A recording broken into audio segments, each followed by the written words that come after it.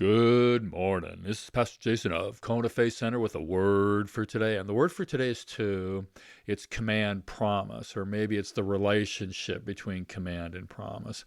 I find that in this relationship between command and promise in the word, I find that every command has a promise attached. Isn't that interesting? In the New Testament today, the command is serve, and the promise attached is those that serve have good standing.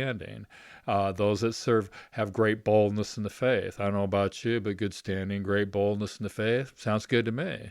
In the Old Testament, those who obey have it go well with them. I don't know about you, but I want it to go well with me and with mine. Now, some of the commands don't make a lot of sense to me, but there's still a promise attached to following those commands. So the question for me is not whether or not I agree with a command, but it's, do I want the promise? I find it interesting that people want to hold God accountable. Give me a break to their idea of equity or fairness. God is just. He's not just equitable or fair. God's justness, God's righteousness far exceed any man's. In fact, it far exceeds the best of what all men can do together. So let us not question the justness, the fairness, the righteousness of God's command. Instead, let us focus on the promises. Now, many of God's command make tons of sense to me. If you find your neighbor's stuff, take care of it until you're able to return it. Build safety devices into your workplace and your home to protect people.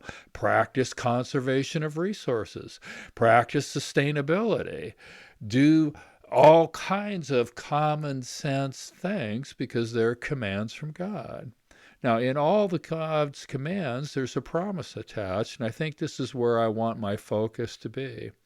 I am amazed by this God we serve. His love amazes me. His commitment to me amazes me. His justness, his righteousness, his provision all amaze me. His creativity, his beauty, his majesty stop me in my tracks regularly.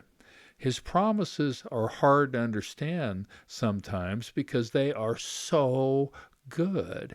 Jesus, you are so good. Why wouldn't I want to respond immediately in obedience to your commands, whether I completely get it or not?